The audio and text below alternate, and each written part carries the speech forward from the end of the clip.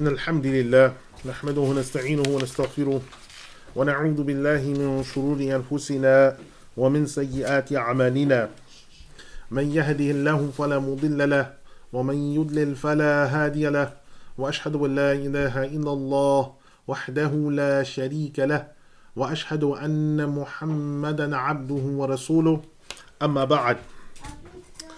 Alhamdulillah, we have reached now from 1000 to 1100 of the Hijrah. This is 1529 to 1630. So just as with every other century that we went through so far, momentous events taking place. Momentous. But again, a lot of these signs are what are known as the concurrent signs. They're happening again and again, and more information is coming and being brought. So we have the first prophecy being the appearance of comets. Comets. The prophecy was made 9 AH. Its fulfillment was 1075 AH. We have it narrated from the Messenger of Allah sallallahu alaihi wasallam, who said to Ali ibn Abi Talib, as well as Salman al-Farisi, Salman, when the Hajj is done by the kings and wealthy for trade, by the needy in order to beg, by the readers in order to show off, and be seen and heard, at that time there will be a star in the sky bearing a tail. This is collected by Imam Ibn Marudawayh. Imam al-Barzanji, rahimahullah, he spoke on this matter by saying, quote, this star has appeared a number of times, and the last time it appeared was in the year 1075, in the month of Jumad al-Akhirah, in the last part of the month. The thing was there for a short period of time and was moving more quickly than the sun in moving across the sky. There was something that came from the lands of the Christians to the Ottoman lands in the year 1077, in the month of Jumad al-Ula, and I saw a book inscribed with an animal in it that was 20 hands long and a fish that was 5 arms long. It had the body of the fish, but had 4 arms, and in its hand was 5 fingers, but they looked like the claws of the lion. On the feet, it had the hooves of a horse. It had a head like a bull, and it had 4 horns. 2 between the eyes that had thick black pupils, and 2 that were yellow between the ears. Each eye was looking in another direction. Close quote. So Al-Barzanji mentions this in his text, pages 91 to 92, as well as Imam Suyuti and Husn al-Muhadira, volume 1, pages 173 to 175. So we had the appearance of the comets and other signs. Now we're looking at another sign, which is stark naked women and women wearing amamas. This prophecy was 9 AH. Its fulfillment was 1000 AH and onwards.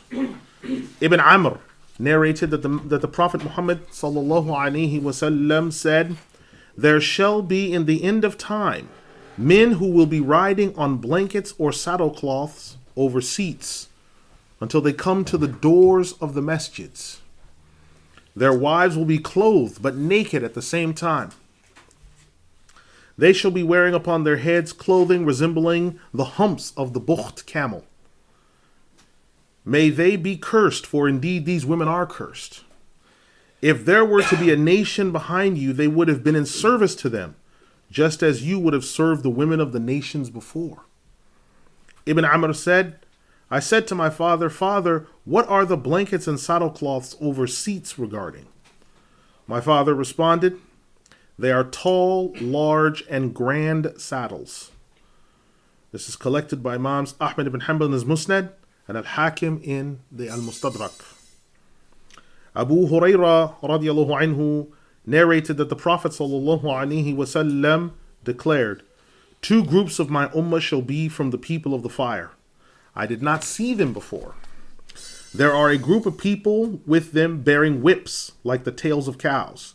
They strike people with these very whips. Then there are women who are both clothed and naked at the same time. They shall be walking around and inclining their bodies to the people. They shall be wearing upon their heads clothing resembling the humps of the bukht camel. These people will not enter the paradise, nor shall they detect the scent, even though the scent of the paradise can be detected from a large distance away. This is collected by Imam Muslim.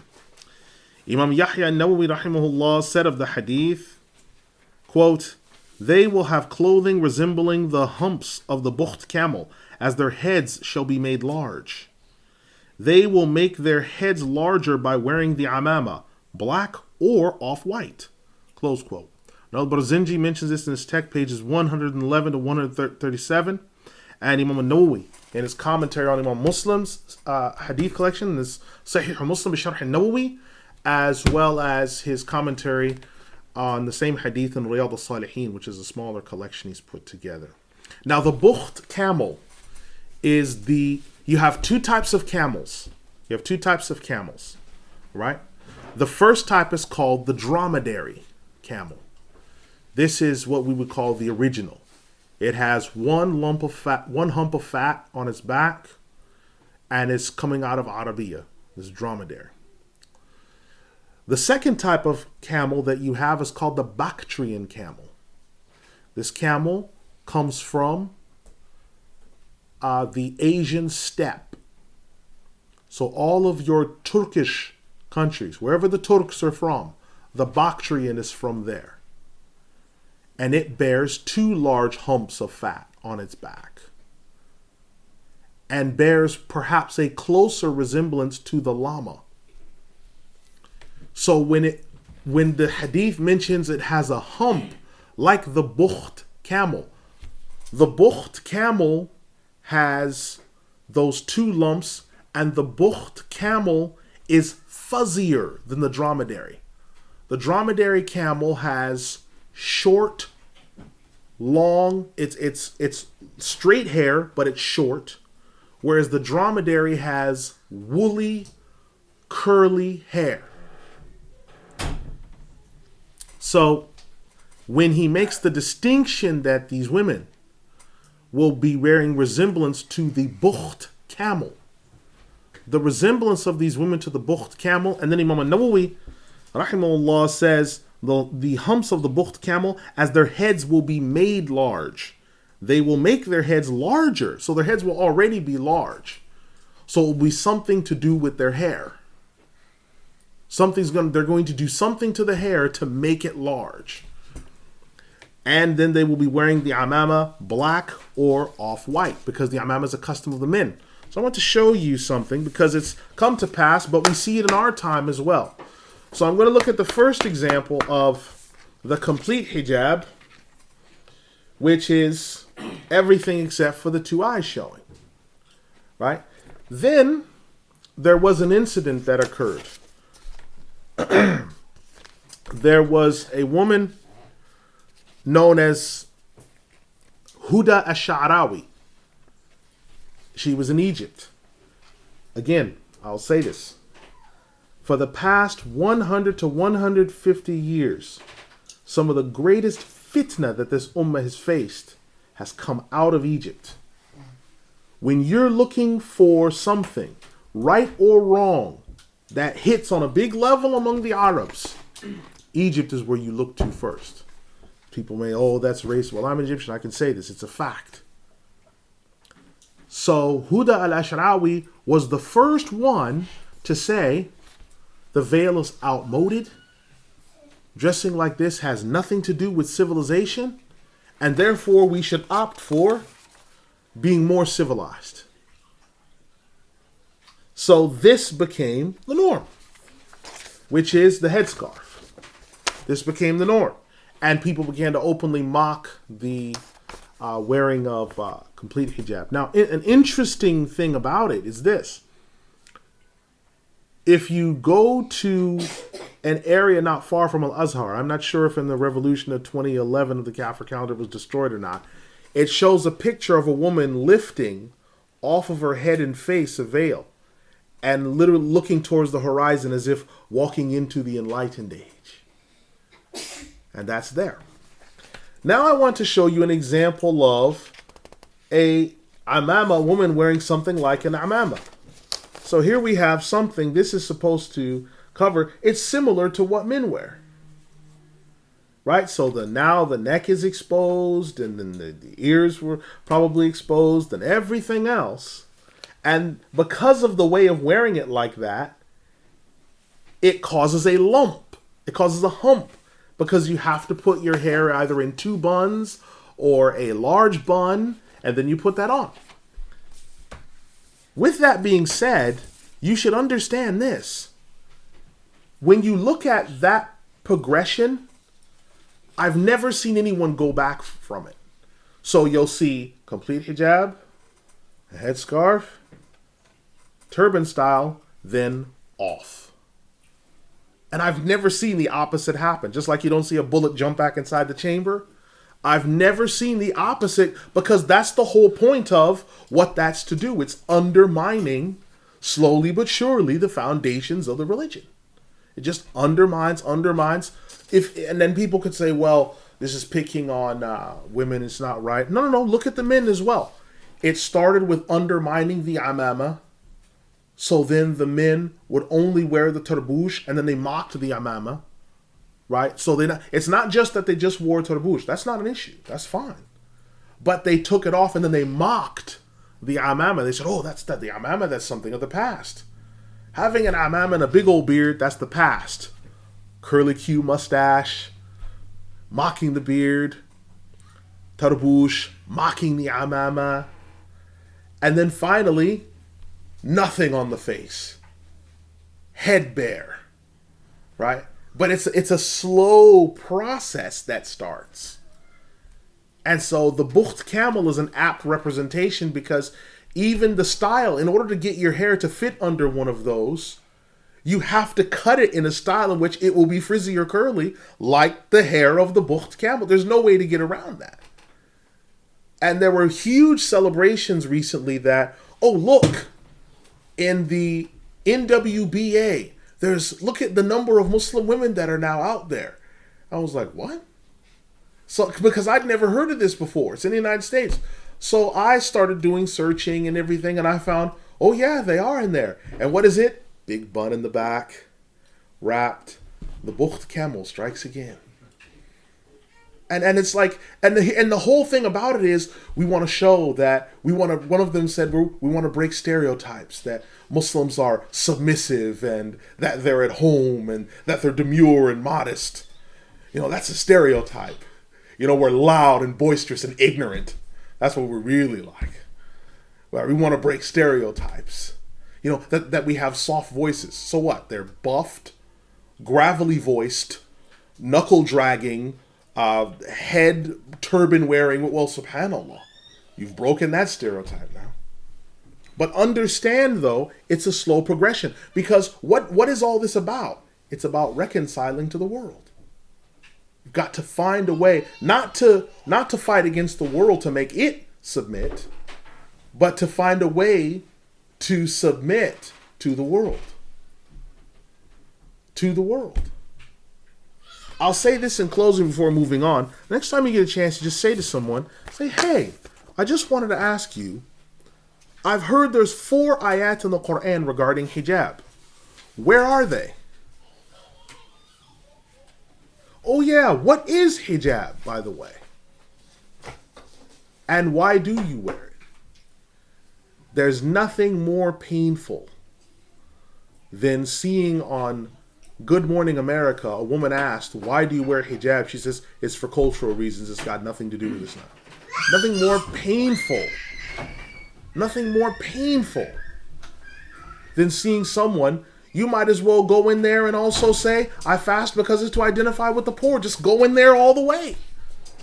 I pray because I do my part, because I'm thinking about people weaker than... Just go in the full way. I'm a Muslim because it feels right, like Nike. Just go the full way. Because it's a process of reconciliation to the world. And the more you shave the branches, eventually you get to the trunk of the tree. And once you get to the trunk of the tree, you start chopping down that tree. There's no way to mess around with it. So we'll look at the next hadith taking hold of the religion. This prophecy was made 9 AH. Its fulfillment was 1000 onwards. Abdullah ibn Amr ibn al-As radiallahu anhu narrated that the Messenger of Allah sallallahu alaihi wasallam warned, Abdullah, how shall it be with you when you remain among the rest of the people? How shall you see when waves wash over you, like when you see the covenants and trusts broken, and they shall be differing while in that state? The Prophet sallallahu alaihi wasallam intertwined his fingers and wiggled them for emphasis regarding the situation. Abdullah ibn Amr said, tell me what to do during such a time that arises. He sallallahu alaihi wasallam answered by saying, stay in your home and mind it, and restrain your tongue, and do not give it control over you. Take hold of that which you know. Leave what you do not desire. You must look at what applies to yourself specifically. Leave alone the affairs pertaining to others. This is collected by Imams Abu Dawud al-Sijistani in his Sunan and An-Nasa'i in his Sunan. Al-Barzanji quotes this hadith again, along with others of the hadith that are fulfilled, pages 111 to 137 of his text. We then have the Arabs and the tribulations to come. This prophecy was made 9 AH. Its fulfillment was 1000 onwards. Hudhayfa al-Yaman radiallahu anhu said, Messenger of Allah, shall there be after this good some evil? The Messenger of Allah sallallahu alaihi wasallam replied, yes, there shall be callers at the gates of the fire. Whoever shall answer them, they shall toss him into the fire with them. Hudhayfa al-Yaman said, describe them to us. The Prophet ﷺ mentioned, they have our complexion and they speak our languages. Now understand for the record then. So the Prophet ﷺ said, they have our complexion, meaning these are Arabs. They're Arabs. It's not a Jewish man doing this. It's not the Panamanians. It's not the Puerto Ricans. These are Arabs that are going to do this. And they speak our language. So these will be our people doing this. Hudhayfa said, so what would you order me to do at such a time? The Prophet ﷺ said, stay with the body of the Muslims and their Imam. Hudhayfa requested, and if there is not a body and an Imam to go with it? The Prophet ﷺ said, stay away from all the sects in totality, even if you should bite on the roots of trees until death comes to you while you are in that state. There shall be Imams after me, who shall not seek by my guidance. They will not judge with my sunnah. There shall be among them men who have hearts like demons, although they are in the form of human beings. Hudhayfa said, what do I do if I should come to that time, Messenger of Allah? He, sallallahu alaihi wasallam, said, hear and obey your Amir, even if he should strike your back and take what belongs to you. This is collected by Imam Muslim in Al-Jami' al-Sahih, and Al-Barzanji has mentioned this as well in his text, pages 111 to 137.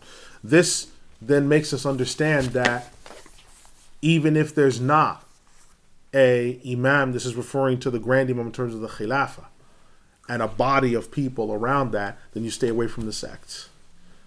And then you obey your emir, whoever the local area or whoever's in charge, you obey that particular individual because that's the condition that you are left with at that time. So this is something particular that he's giving to the Arabs, but is also applicable to the Ajam people as well. The next hadith is disciples, companions, and opponents. This hadith, its prophecy was 9 AH, its fulfillment was 1000 onwards. Abdullah ibn Mas'ud radiallahu anhu narrated that the Prophet sallallahu alaihi wasallam said, Allah did not raise any prophet in his ummah before me, except that in his ummah there are both disciples, hawariyun, and companions. They take hold of his sunnah, follow it, and hold to it. There shall come generations after them that shall say what they did not do, and do what they were not commanded. Whoever should strive against them with his hand, then he is a believer. Whoever should strive against them with his tongue, then he is a believer.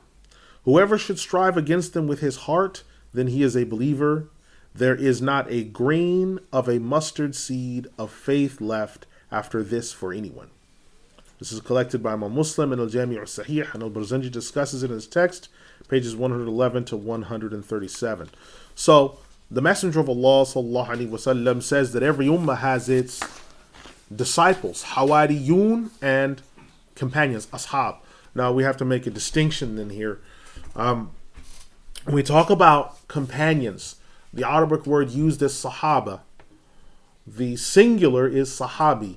Sahabi is man laqiya an-nabi sallallahu alayhi wa sallam wa aslama wa mata ala dhalik, is whoever met the Prophet sallallahu alayhi wa sallam, became Muslim, and died on that. That is a sahabi. That is a sahabi. Right? That's these people classified. We don't say saw because they were blind companions. So if we say, well, Ibn Maktoum, if we say whoever saw, and that designation is from Imam Ahmed, the designation of what is a companion. Because if you say, well, it's whoever saw the Prophet ﷺ, well, what about companions who were blind? Ibn Maktoum didn't see him, but he was definitely a companion. He's one of the early companions. Well, it's hearing, someone who heard. What about people who were deaf? And you have to remember, there were 124,000 companions. So sometimes there's a large group of them. You can't even see somebody properly.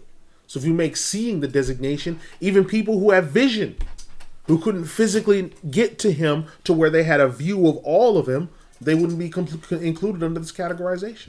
No. Whoever met the Messenger of Allah sallallahu alaihi wasallam was met, became Muslim, and died on that. That one is a companion. Now, hawari, this word disciple, hawari is the Arabic word. And hawari are referred to as the elite among the companions. There's a hadith in the collection of Imam al-Suyuti where the Messenger of Allah sallallahu alaihi wasallam, he said, every prophet has a hawari, and Abu Ubaidah ibn al-Jarrah is my hawari, disciple.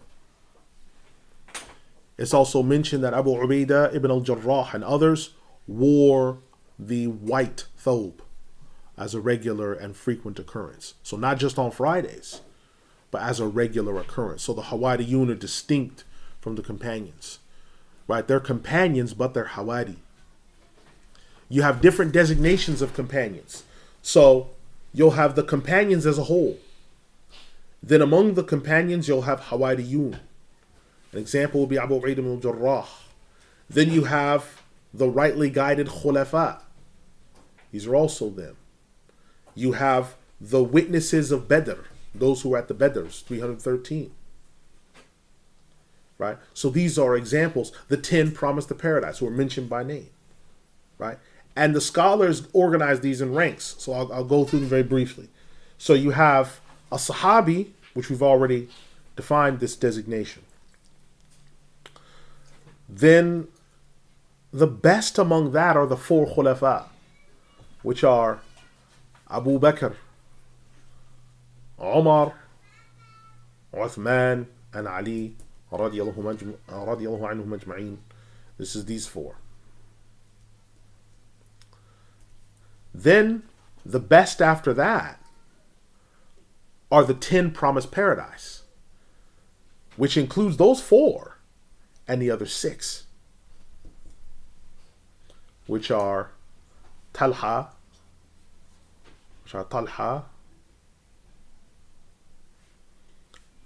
Az-Zubayr, Sa'ad ibn Abi Waqqas, Sa'id ibn Zayd, Sa'id ibn Zayd, Abdul Rahman ibn Auf, and Abu Ubaidah ibn al-Jarrah. So the 4 khulafa plus these 6 are the 10 promised paradise. Right? Then the best after that are those who witnessed Badr, the 313 companions, and we're not going to mention all their names, who witnessed Badr. I'll take that as a note. I'll bring a note next week and have that on there. But the 313 who witnessed Badr, what makes them so special? Well, first we talk about the 4 khulafa, because the Prophet ﷺ said, follow my sunnah and the sunnah of the rightly guided khulafa after me. And he said the khilaf after me is 30 years. So we know it's those 4 plus Hassan 6 months, which equals that. That is them. Okay, so we know that. That's established. That's in Muslim. That's in all the collections. We're clear on that. That's in Abu Dawood. The khilaf after me is 30 years. That's clear. Well then, what about the 10 promised paradise? Okay, because the Prophet ﷺ said in that hadith, Abu Bakr's in the paradise, Omar's in the paradise. So he literally named them. He named them specifically he mentioned their names, right? He named them. Okay, all right. What about those witnessed at Badr? Hadith in Al-Bukhari, where the Prophet ﷺ said, indeed Allah looked upon those who witnessed Badr and said, do as you will, I forgive you. So they clearly have a rank, right? They clearly have a rank, right? Now you'll often find that there's certain companions who have all 4 of these designations. They're Hawari, they're one of the 4, they're one of the 10 promised paradise, they're one of the witnesses of Badr, like Abu Bakr. He's all those things. He's a witness, he's all these other things. Some of them are just a companion. They don't have the other designations. They only fall under one. Like Amr, the companion Amr, who fell in the ditch at the Battle of the Ditch. He wasn't a Hawari. He was just a companion. That's the only designation he had. But that's good enough. His companions are all in the paradise. But he wasn't any of the other things. Right? Some are 2 of them. Some are 3 of them. Right? Some are all, and then some are just 1. Abu Dhar al-Ghifari was he was a companion. He didn't have other designations, right?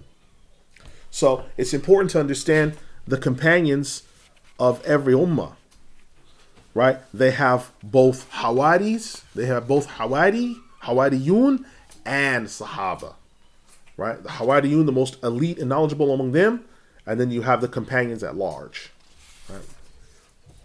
Now, the next prophecy is tribulations in succession. Prophecy was made 9 Its fulfillment was 1,000 onwards. Anas ibn Malik radiallahu anhu said, the Messenger of Allah sallallahu alaihi wasallam said to me, my dear son, if you are able to have every morning and evening come upon you, and you have no hatred in your heart towards anyone, then do so. The Prophet sallallahu alaihi wasallam went on to say, my dear son, that is from my sunnah. Whoever loved my sunnah, then he loved me. And whoever loved me shall be with me in the paradise. This is collected by Imam Abu Isa at-Tirmidhi in Jami' al-Sunan. And Al-Barzanji mentions this collection under pages 111 to 137. Now, Anas ibn Malik, it's important tribulations in succession because he says, if you're able to have every morning and evening come upon you, and you have no hatred in your heart towards anyone, then do so. Right? So he says, well, this is something in which he's going to do it, but at the same point, it's going to be something that will come, meaning that there's going to be a time that will come after. If you can do this. Why tell Anas ibn Malik? Well, because Anas ibn Malik is among the last of the companions to die. So when he escapes being killed by Al-Hajj ibn Yusuf, he runs off, he escapes. He gets to Al-Basra. He's safe and sound. He does all these other things. He's one of those that would live. He saw the whole Quran revealed. So he was there from the very beginning of the revelation all the way to the end of it. He lived well into the Bani Umayyah period, so he lived to see all these different things. So he would be someone who would marshal people. He's one of the great teachers. He's called one of the great ones of Al-Basra because he taught there. So he's one of the important figures. Now, our next prophecy is taking hold of the Sunnah. This prophecy was made 9AH. Its fulfillment was 1,000 onwards. Ibn Abbas radiallahu anhu said, the Messenger of Allah sallallahu alaihi wasallam said, whoever should take hold of my Sunnah at the time of the corruption of my ummah shall have the reward of 100 martyrs. This is collected by Imam Abu Bakr al-Bayhaqi in his As-Sunnah al-Kubra. Abu Hurairah radiallahu anhu narrated that the Prophet sallallahu alaihi wasallam said, whoever takes hold of my Sunnah at the time of the corruption of my ummah shall have the reward of a martyr. This is collected by Imam al-Tabarani in Al-Mu'jam al-Awsat. Al-Barzanji also mentions this on page 111 and 137. Now someone might say, well, why does one hadith say 100 martyrs and one says just a martyr? Well, it's going to depend on the reward in the sight of Allah because it depends on, as Allah said, actions are by intentions. It may depend on the conditions at the time. It may depend on whether you had firm intentions on taking hold of a sunnah, because it may be that you took hold of a sunnah but your intentions, you didn't have complete ikhlas, so you don't get the full 100. Or it may be there's certain sunan that are less in rank than others. So maybe these sunan that are in rank, maybe they have a reward of 1 martyr rather than 100. Because certain sunan take precedence over other ones. Like for example, you have the Prophet ﷺ doing something is a sunnah. But him telling you should do this takes greater precedence over him just doing something. Because he's actually saying, be sure to do this. For example, when Abu Hurairah radiallahu anhu said, my best friend, he's talking about the Prophet ﷺ, my best friend, this Hadith in Al-Bukhari, advised me to do 3 things. He advised me to do 3 things. To fast the 13th, 14th, and 15th, to pray the prayer of duha and the witr. Right? He said, for me to do these 3 things. Right? So the fact that he advised is more stringent. The fact that he said, I advise you to do these things. That's more stringent than, say, seeing him doing an action thinking I should do that. It's more stringent. It's more emphasized. Because it's actually saying you should do this. Because not everything the Prophet ﷺ did is commanded for us. Like, for example, he fasted wisal, which is to fast concurrently without suhoor. Some of the companions started doing it with him because they saw him doing it. And he said, are you fasting wisal? They said, yes. He said, don't do that. And they said, but you do it. And he said, but I converse with who you do not converse with. And Allah gives me sustenance from means and ways where you don't get sustenance. So there's a difference between the sunnah that the Prophet ﷺ tells you to do, which is masnoon, and the sunnah that he does and we see him doing it. Right? So that's why there'll be different rewards that will be there. You have the thing where the Prophet ﷺ said, had I not thought it a hardship upon my ummah, I would have told them to use the miswak before every salah. Right? That's like emphasized, heavily emphasized. Then you have, I saw the Prophet ﷺ comb his hair and part it in the middle and braid it on each side. That is a sunnah. But that's not as near as emphasized as the one where he said, and I thought I would have told him to do it every one. Or where he says, had I not thought it a hardship on my ummah, I would have advised them to pray their Isha in the middle of the night. Right? So that's another emphasized one from Al-Bukhari. It's like that's more emphasized than saying the Prophet ﷺ, he used to eat melon. That's true. And that's not to be belittled or anything. But that's not on the same caliber as this one. Because he's actually saying, it's really good if you do this. So that's why sometimes there'll be differences in the reward that you get. Just like when he said, the reward of the one who stands in praise, the reward of the one who sits in praise is half that of the one who stands in praise. without reasonable excuse. So it's like there's differences in reward. There's differences in reward, right? There's caliber issues there because it's what's behind it. It's what's in the intention. And then sometimes actions are given successive rewards over other actions. You have the person that prays the salah at the first of its time. The companion said, what's the best of iman? And he said, As-Salatu ala waqtiha. The salah at its time, right when it appears. That person to get that reward. Right? Higher than the person that without valid excuse just thought, oh, I'll delay and just leave it for now. Right? There's a higher reward at stake. They both prayed, they're both given their reward, but there's different levels of reward. Then you have the person who he's prayed the salah. He's made the salah. He's prayed as far as salah. Someone else shows up, he's like, have you prayed dhuhr yet? No. Okay, I'll just join in with you.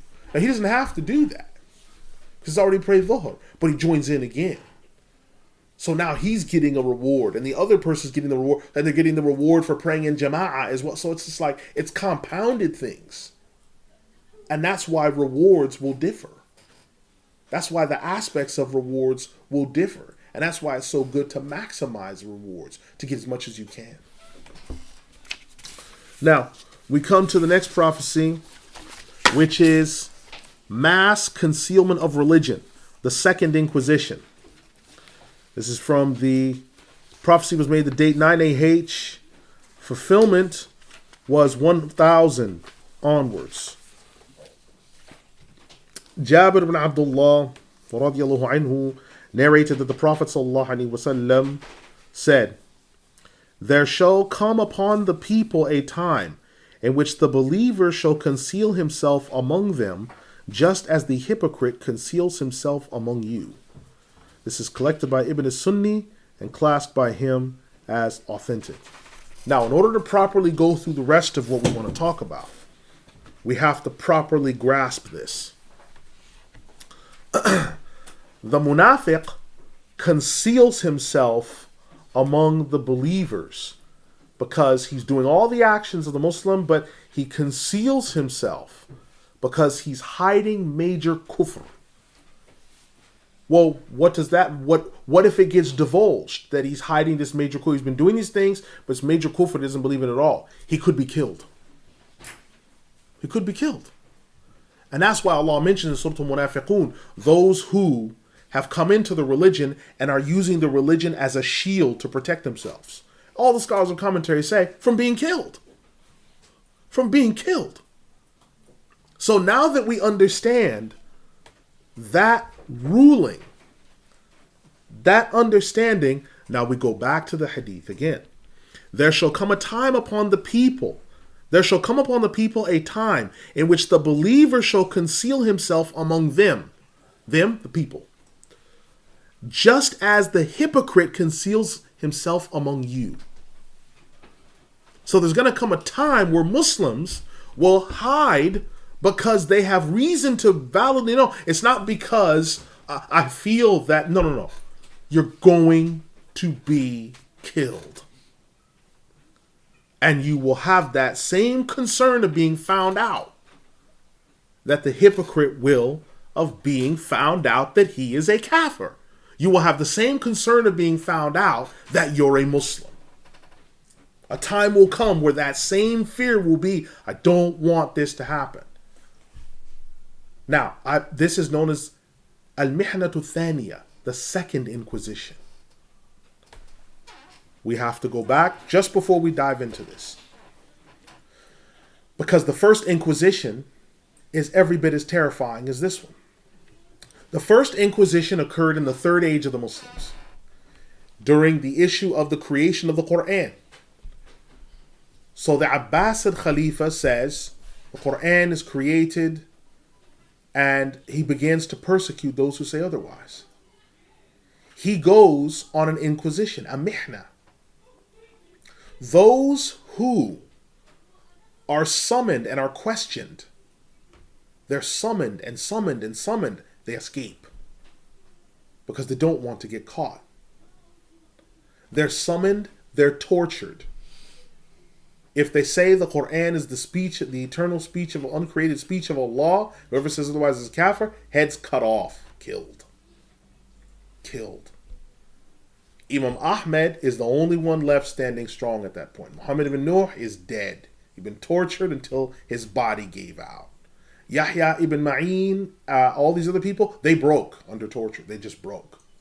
They couldn't take it anymore. They broke. And for this reason, Imam Ahmed said, don't take hadith from them. Don't study from them anymore. And he had a wall extended at his house so that he never looked upon those people again. Now, these are major hadith scholars. I'm not just talking about anybody. These are major hadith scholars. But because they broke, because Imam Ahmed said, your job is not to break. If you break, then what's left of the common man if you break? So he said, stay away from them, have nothing to do with them. Imam Ahmed said, don't even look upon them. This is how serious it was. So it's the same thing coming for the second mihna. Right? Now we can properly grasp this. Now, Imam Ibn al-Imad radiallahu anh, discusses this situation and links it to the Reconquista, right? So he says something huge about this affair at the Reconquista's beginnings. Okay, what is the Reconquista? Okay, the Muslims enter into Andalus, 92 AH. They enter in. Andalus becomes part of the Muslim governance. The Visigoths and Ostrogoths, at the time that the Muslims entered, belonged to a form of Christianity called Arianism. Right? Arianism. Or also known as Unitarianism. Now people have sometimes thought, oh, the Arians deny the Trinity, so they were ancient Muslims. No, Arians are mushrikeen as well. Here's how. The Arians hold that we have to use their theological language. They say that the Father, this is the title they give Allah subhanahu wa ta'ala, they say the Father is made not of the same substance as the Son, as the Trinitarians say, he's made of like substance. So he is the first of the created things of the Father, but not co-eternal and coexistent with the Father, because that would mean there are two gods. And the Holy Spirit is the impersonal active force of the Father's will and message. If you speak to a Jehovah's Witness, they are Arian in their theology. Some of them don't know that they are, but when you ask them, they explain their theology. I'm just like you. I'm a muwahid. I believe in Tawheed. Really? Then you find out they believe that Nabiuna Isa Islam is the Archangel Michael. Yes, they do. They believe that Nabiuna Isa Islam is Mikael alayhi salam. That's a whole nother discussion. But the point of the matter is that is their theology. Now, the Latin rite of Christianity, which is what people misnomer call Roman Catholic. Well, all Catholics aren't Roman. But the Roman rite of Christianity starts making inroads in Andalus. So the Ostrogoths and Visigoths start getting converted to Catholic Christianity. They were practicing Christianity when the Muslims arrived. Alphonse X didn't do anything. He had no issue with them. And the Muslims had no issue with him. There's old pictures that shows Alphonse X sitting down. It shows like a stela of him. He's sitting, and he's sitting next, and there's a Muslim ruler that's sitting with him, and they're both drinking, and they're looking at each other like as if there's common cause. So there's no issue. As the Catholics the Roman rite of the Catholic Church, or the Latin rite Christianity, starts to make inroads, and Ostrogoths and Visigoths are either converted by force or they convert because they're convicted, then they start looking upon the Muslims now as enemies. Remember, this is after the Crusades. They lost. A 250-year war, they lost. Now, if you lose after 250 years of mobilizing soldiers and expending all of this, you want to get revenge. So the Latin Rite Christianity is making inroads and also growing militarily in strength. And so they launch what comes to be known as the Reconquista. And those engaged in it are the conquistadores, or in the English corruption, conquistadors, which later made their way into Latin America, looking for and sometimes finding Muslim peoples in what they call the New World, wiping them out, doing forced or mass conversions, and those leading to the civilizations that we see now. So this is the Reconquista. So Imam ibn Imad, rahimahullah, mentioned of this affair something huge about the Reconquista's beginnings. He says, quote, in the year 478, Al-Adfunush, may Allah curse him, took Tulaita from the rest of Al-Andalus after a number of years of siege on the area. Once he entered in, he transgressed and desolated all in his path. He had the Muslim rulers of Al-Andalus brought to him enslaved and caged, even Al-Mu'tamid ibn Abbad. Then Al-Mu'tamid gave help and sought help in fighting against the other Muslims.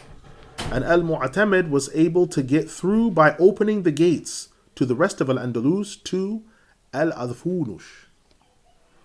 Furthermore, in the year 479, there was some armistice agreement regarding Al-Adfunush and Al-Mu'tamid ibn Abbad. After this came an armed situation involving the action of Batalias, and the two groups met. However, Al-Adfunush was repelled in the battle, and it was a terrible tribulational battle, and it occurred on the first Friday of Ramadan. Al-Mu'tamid was left with a number of injuries, and Al-Andalus was safe once again for the meantime due to the veiled ones. Their leader was Yusuf ibn Tashfin, and he took control of Al-Andalus. Imam al-Suyuti said of the matter, Yusuf ibn Tashfin sent Sabta and Marrakesh to be under governance of Al-Mu'tamid, and that he follow him and give him the oath of authority in all of the lands that Ibn Tashfin controls. Al-Mu'tamid sent to him the oath of authority, the commands, and the allegiance to make taqleed of him, and he gave Ibn Tashfin the laqab of leader of the believers. Ibn Tashfin was happy regarding that, and the fiqh scholars of the Maghrib were pleased with this as well. Ibn Tashfin is also the same one that built the city of Marrakesh. Close quote. So, Al-Adfunush is the Catholic. He's the Catholic leader that's in there. He's the one that's involved. And that's why it was so powerful when Al-Mu'tamid decided, I will give him help and give him aid against other Muslims.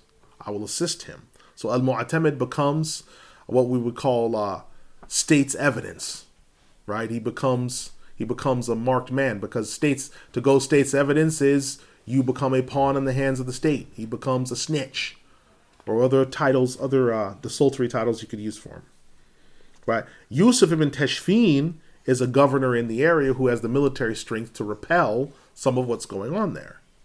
However, he has his own designs on what he wants to do. So he says, well, I want to become the leader of the believers. So he says Al-Mu'tamid is under authority in certain areas. So he says, well, I'll give you more authority, but make yourself my governor. So he sends him back the notice to say, okay, you're Amir al-Mu'mineen. To which Yusuf ibn Tashfin says, great, now I'm like the Khalifa. I'm in charge. Now the fuqaha of the Maghrib. The Maghrib includes Morocco, the Sahara, the Western Sahara, Algeria, and Tunis. That's the Maghrib. So they're fine with that. Why? Because the area is now stable again. Even if it's under a tyrant or whatever else, it's under some type of stable rule, and it's not under Christian rule. That's why the fuqaha of the Maghrib were like, okay, this is good. It's better this than anything else. Now, then came the era of the Moriscos, or the Mudajir. Okay, Gharnata was taken over in the year 898 Hijri. So the Muslims entered in 92 AH. Gharnata is taken in 898 AH and annexed into Castile on and the 500,000 Muslims were forced into conversion to Christianity. The same thing happens to the 500,000 in Ishbiliya and Valencia, which later becomes Valencia, and Granada is later corrupted to Granada. This is from 920 onwards in Ishbiliya and Valencia. Under pain of death, no one was to practice circumcision, pray the 5 prayers, eat halal, avoid mass, or keep Muslim names. These forced Muslim converts to Christianity, which were actually nothing more than crypto-Muslims, were initially named Moriscos by the conquering Christian warlords. Later they would be named Mudajir, which is a corruption of Mudajjin, meaning tamed, domesticated, laid low, and decimated. This is also the word you use for when you've softened dough up for baking. That process before where you take your fist and you knead the dough when you're about to make rolls or bread. This is mudajjin. Okay, this is what this is. This came to be the norm, and the death penalty was instituted on anyone who was an adult male and upon inspection was found to be circumcised. Oh yes, they looked to see if you were circumcised. And as a male, if they found that you were killed. The same thing carried for those found conducting the 5 prayers, affirming the testimony of faith. This is La ilaha illallah Muhammadur Rasulullah. Or failing to declare the creeds of Christendom and the Catholic Church as the Holy Mother Church. Ibn al-Imad, as-Suyuti, and others detailed a great number of history on what took place from the fall of the first loss in 478 all the way up to the most cataclysmic one in 897 AH and onwards. So these things that I said beforehand are taken from Imam al-Suyuti and Ibn al-Imad. Besides these authors, one of the most detailed contemporaneous works, so that's in our time, one of the most detailed contemporaneous works on the topic is At-Tarikh al-Andalusi by Dr. Abdul Rahman Al-Hajj, professor of history at the University of Baghdad in Iraq. This text quotes these authors above and more, along with historical notes on the most powerful points from 92 to 897 AH, the entirety of Muslim rule over Andalus. Nothing remains today. The countries of Portugal and Spain, along with the residuals of Muslim architecture, which was not destroyed by Christian hordes, that are often used as bait to draw tourists to these desolate lands. So, Ibn al-Imad, in his text, volume 5, pages 336 to 337 and 343 to 345, details this, as well as al-Barzinji, pages 111 and 137. We have as well as Suyuti in his text, Tarikh al-Khulafa. He discusses the devastation that happens. Now, Portugal or Portugal is a corruption of the Arabic Portugal, which is orange, because of the orange grove. The area of Portugal had massive orange groves. It still does have orange groves today, but because it's been so mismanaged by the desolate creatures that took over the area, it's nowhere near the yield it used to give. So it was known as Portugal, right? Later got corrupted to Portugal or Portugal. In English, Portugal.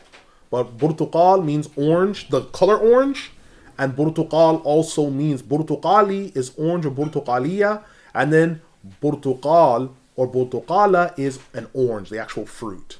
So we've named it the color as well as the fruit, right? Spain, Hispania, is the Spanish. When they did the Reconquista, they decided to keep Hispania. And within Spain is an area called Andalusia, which is the remaining portion.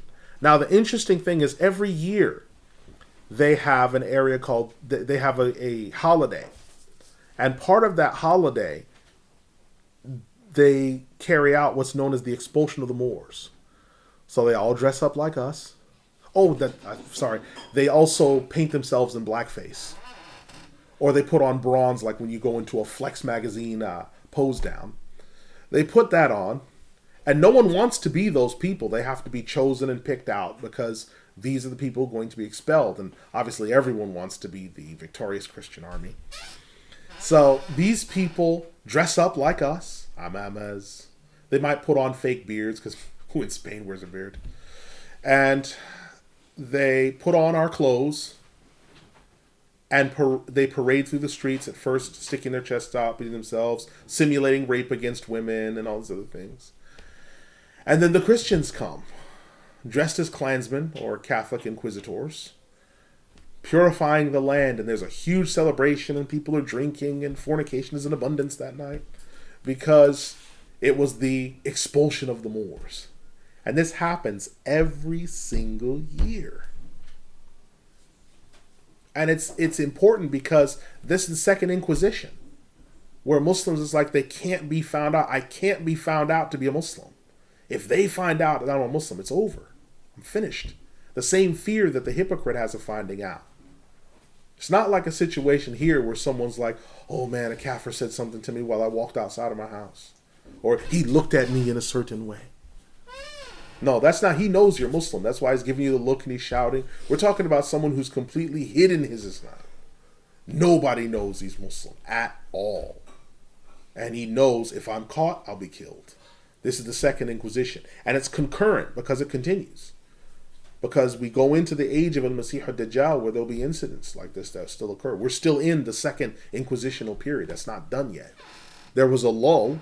The last one was the 27th of July, 1866, where a woman was drugged outside of her classroom and killed. This was in, memory serves me correct, Massachusetts.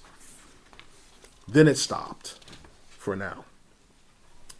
Now we have those who are not from Allah. Prophecy was 9AH. Its fulfillment was 1,000 onwards. Al-Hasan ibn Ali radiallahu anhu narrated that the Prophet sallallahu alaihi wasallam said, there shall come upon the people a time in which their speech in the masjid shall be concerned with affairs of the earthly life. Do not sit with them. Indeed, Allah has no need of them. This is collected by Imam al-Bayhaqi in his Sunan al-Kubra. Al-Barzanji also quotes this, pages 111 to 137 of his text. We then have the prophecy, when the scholar shall not be followed. Date of this was 9AH. The fulfillment is 1,000 onwards. It is narrated by Ali bin Abi Talib radiallahu anhu that the Prophet sallallahu alaihi wasallam said, there shall come upon the people a time in which the scholar shall not be followed. There shall be no shame shown towards the benevolent. The elder shall be shown no honor. The young shall be shown no mercy. The people will kill each other over the earthly life, as their hearts will be those of the non-Arab pagans, although they are speaking the Arabic language. They do not know righteousness, nor do they rebuke wrong. The pious one shall go among them, concealing himself. These people at the time shall be the most evil of the creation of Allah, and Allah shall not look upon them on the day of resurrection. This is collected by Muhammad Daylami in his Musnad. So we see, again, scholar not being followed, right? There shall be no shame. And this is prophecy that's happening. It started then, and it gets up to our time. Because remember, when you have these mass purges of scholars, the First Inquisition, the Second Inquisition, right? Mass purges of scholars being killed in huge numbers. They're the first ones to be killed and the last ones to be released from prison. Then we have the signs for the Day of Judgment. Prophecy was made 9AH. Its fulfillment was 1,000 onwards. The companion Jabir ibn Abdullah and Abu Umama al-Bahili radiallahu anhuma narrated that the Prophet sallallahu alaihi wasallam declared, on the day of resurrection, the Mus'haf, the Masjid, and the household shall come. The Mus'haf shall say, Lord, they burned me, and dispensed with me, and disrespected me. The Masjid shall say, Lord, they destroyed me, they desolated me, and they left nothing of me. The household shall come and say, Lord, they abandoned me, killed me, and tortured me. They laid us low and brought nothing but disputation. Allah, blessed and exalted, Barakatu, shall say, that is for me, and I have more right to dispense the judgment in that affair. This is collected by Imams Ad-Daylami in his Musnad, Ahmad ibn Hanbal in his Musnad, and At-Tabarani in his Mu'jam. Imam al-Barzanji rahimahullah remarked about the hadith, quote, it is as if this is referring to what happened in the time of the Banu Umayyah and those who came after them regarding the killing of the household of the Prophet ﷺ, as well as the destruction of his masjid, the stationing of horses therein in the time of Yazid ibn Muawiyah. Close quote. So understand, these are things that happened. So the household of the Prophet ﷺ, big numbers of them killed. The destruction of his masjid, meaning Masjid al-Nabawi. That was the same time where Anas ibn Malik had to pretend to be dead when they came in and killed everyone at Salat al-Asr time. He had to pretend to be dead in the hope that he wouldn't be killed. And then you have the stationing of horses therein in the time of Yazid ibn Muawiyah. In Yazid's time, there would be horses that would just come in and would just be in the masjid. They'd be corralled inside the Masjid al-Nabawi. This is something that never happened. Right? Imam al-Barzanji goes on to say, quote, the devastation, burning, and disrespect of the masjid after its ornamentation happened in the time of Al-Walid. And this ornamentation refers to thereafter when the mushafs shall be beautified, but people will not abide and act by what is contained within its pages. Close quote. So that is the Imam's statement. This is from Barzanji's text, pages 111 to 137. The next prophecy we have is the times to come. It was made 9AH. Its fulfillment was 1000 onwards. Az-Zubayr ibn Adi radiallahu anhu said, we complained to Anas ibn Malik about the tyranny of Al-Hajj ibn Yusuf. He said, all of you be patient, as there shall not come upon you any time, except that the time after it will be worse than it. You will continue to suffer this until you meet your Lord. I indeed heard this from your Prophet. Collected by Imams Muhammad ibn Ismail al-Bukhari in al-Jami' al-Sahih and Abu Isa al-Tirmidhi in his Jami' al-Sunan. Right? Again, al-Barzanji in his text, pages 111 to 137. So understand then, they came to Az-Zubayr ibn Adi seeking comfort, that he'll say, oh, it's going to be okay and everything. He said, no, be patient, because it's going to get worse than this. Remember, Anas ibn Malik is a survivor. They tried to kill him, so they're thinking they're going to come to him and get comfort. He'll say, don't worry, it will get better, things will be much better. Inshallah, they'll be, this is only temporary, it will pass. He says, no. A time will come, it's going to be worse than the time before it. So he doesn't comfort them, he says, be patient. Be patient. See? Be patient. Now we have astray imams, another prophecy. This was made 9AH. Its fulfillment was 1000 and onwards. Thoban radiallahu anhu narrated that the Messenger of Allah sallallahu alaihi wasallam said, indeed I fear for my ummah astray imams, and that when the sword is raised against my ummah, it shall not be lifted until the day of resurrection. This is collected by Imams Abu Dawood in his Sunan and Ibn Majah in his Mujtaba. Al-Barzanji quotes this again, pages 111 to 137. Now we have the prophecy, the man who knows the religion of Allah. This prophecy was 9AH. Its completion was 1000 onwards. It is narrated by Umar ibn al-Khattab radiallahu anhu, who mentioned that the Prophet sallallahu alaihi wasallam said, there shall be in my ummah at the end of time severe trials, in which no one shall be saved from it, except a man who knows the religion of Allah, and he strives in favor of it with his tongue and heart. This is what has come to pass from before.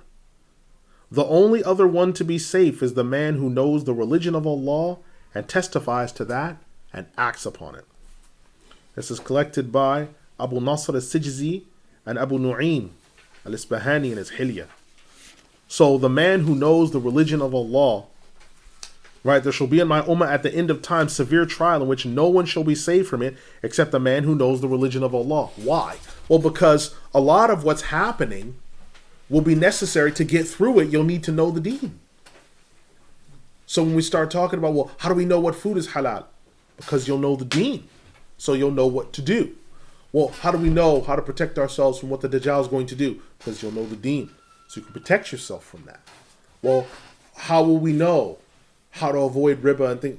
Because you'll know the deen. So you'll know what to do. So those are the people that will be safe because they'll know what to do. They'll know when to zig, when to zag, when to stand firm, when to give ground. Right? These things come with having knowledge of the deen, and we're not talking about, and he's not talking about scholars, he's just talking about the average people that have learned their faith to the degree where they know their religion. The man who knows his deen is arafa dinahu. It literally means he knows his deen.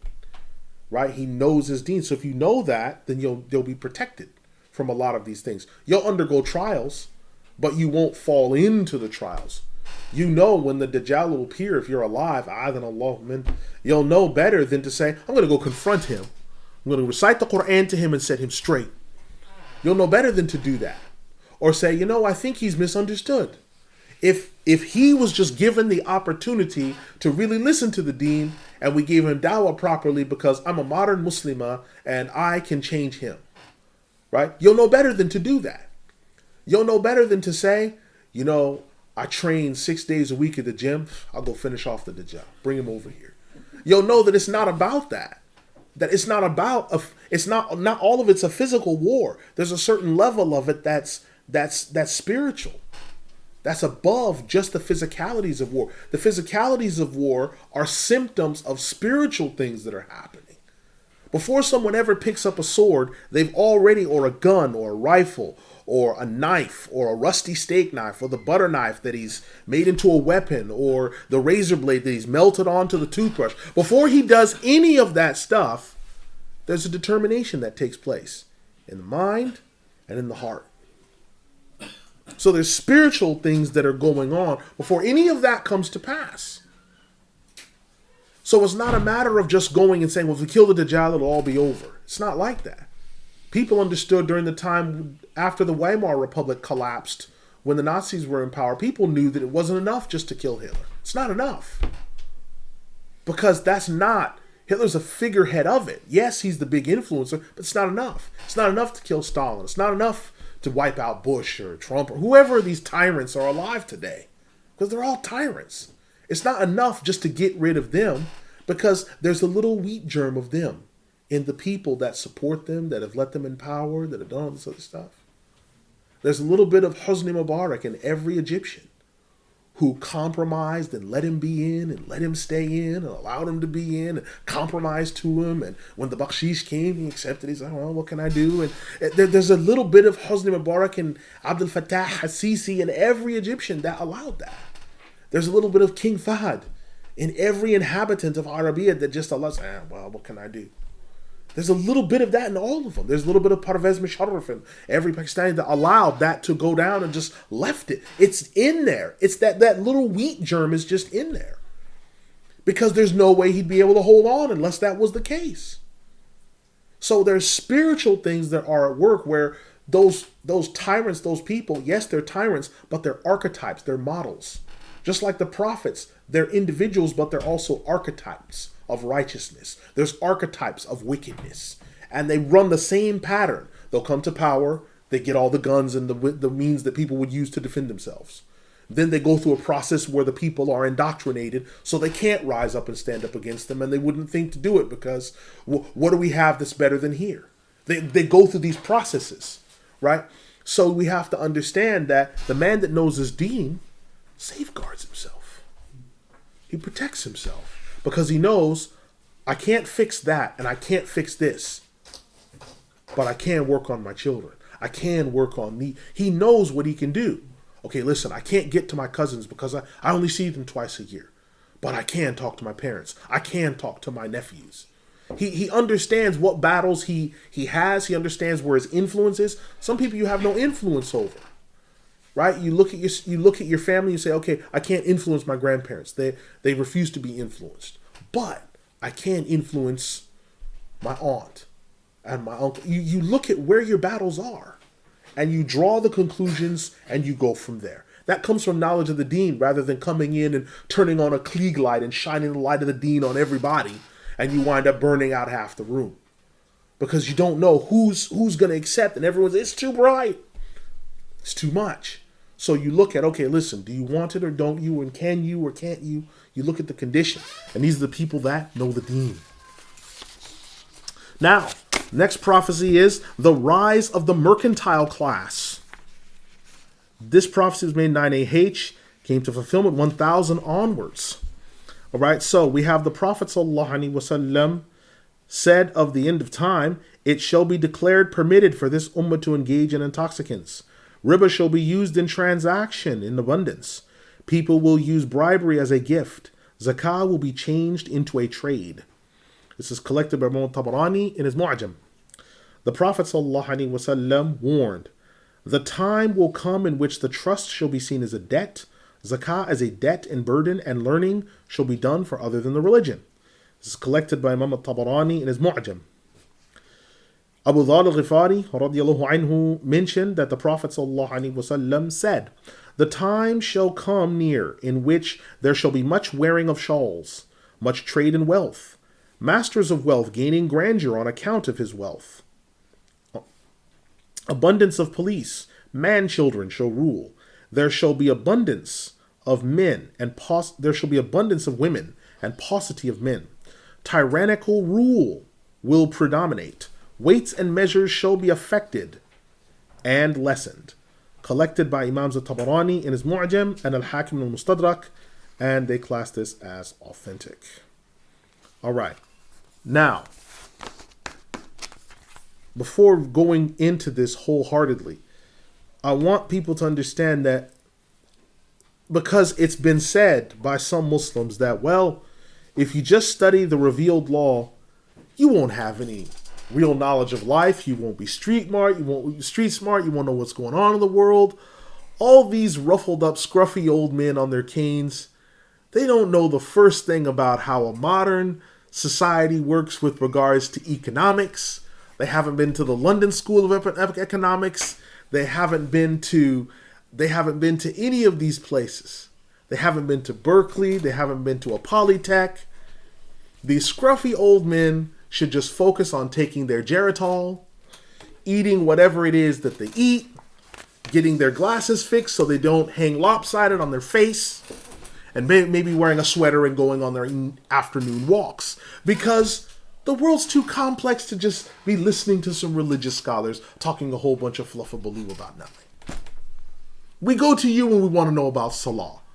But when we want to know about economics, we go to the London School of Economics. We look at the Dow Jones because they know.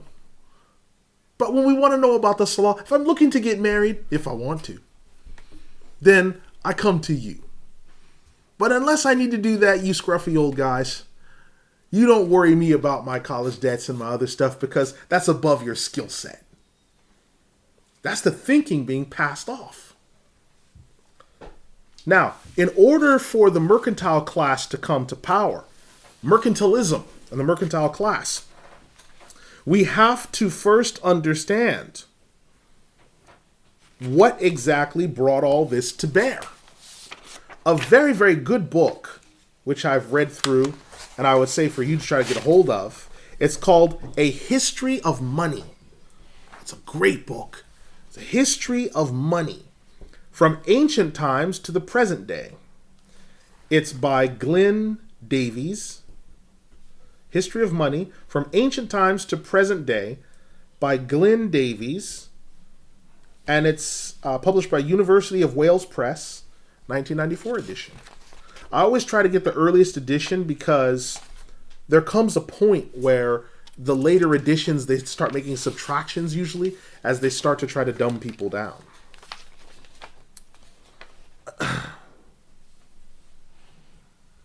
Okay. I'm going to look at page 217.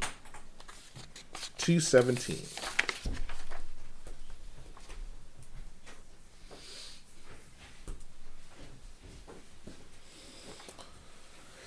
Yes, we're going to look at page 217,